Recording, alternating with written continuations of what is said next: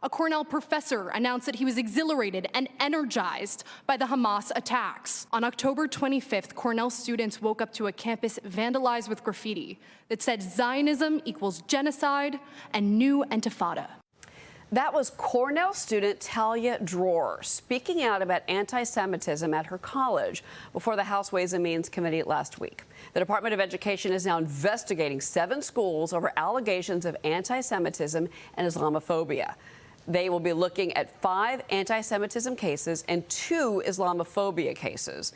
Some of the schools facing investigations, including Cornell, Columbia, and the University of Pennsylvania, and that's just to name a short few. Since October 7th, the Anti-Defamation League has tracked 832 anti-Jewish acts in the United States.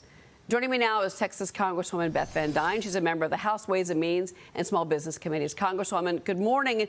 And your reaction to this, it's almost a cancer that has overtaken colleges and universities across this country. Can you believe what we've witnessed?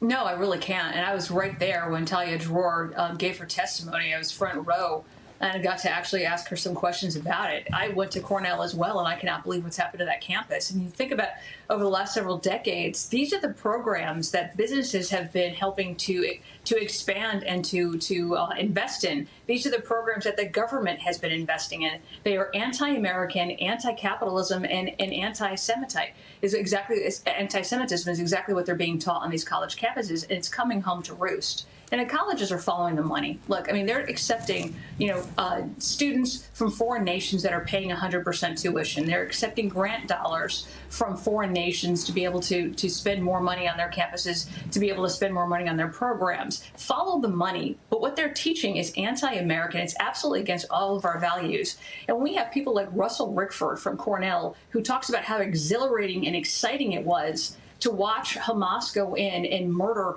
thousands of Israelis, behead children, rape women, and take citizens, civilians, innocent civilians, to be used as human shields. And he's still not fired. What is happening at these universities? And I'm 100% behind what Chairman Smith wants to do in revoking federal tax dollars that are going to pay for this type of education. Well, and money talks, and I'm glad that you brought that up.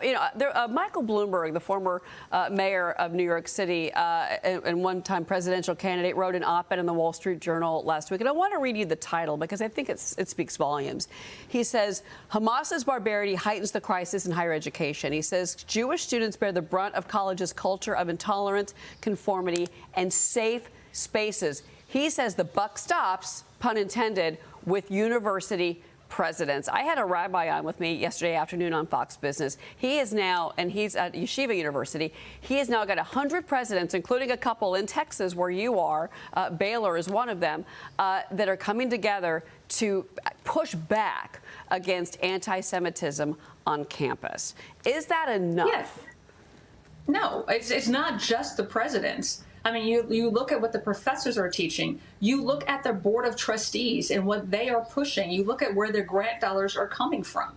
Everybody should realize at this point in time that teaching anti-capitalism in American universities is giving us what we've got today, which is students that are coming out and they are hating America.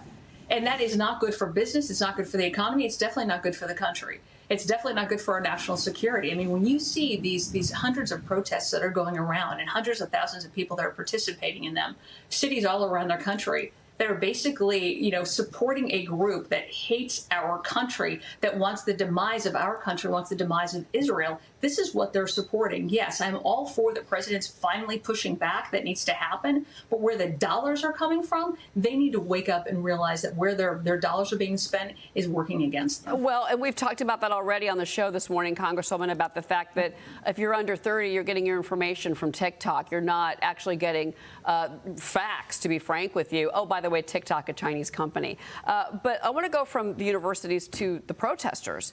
So the White House has been facing questions about these pro-Palestine protesters. They're now calling President Biden Genocide Joe for supporting Israel. I want you to watch this clip. Protesters here in D.C., in New York, across the country, they've settled on a nickname for the president. They've been calling him Genocide Joe. People can say what they want on the sidewalk, and we respect that. That's what the First Amendment's about. But this word genocide is getting thrown around in a pretty inappropriate way by lots of different folks. What Hamas wants, make no mistake about it, is genocide.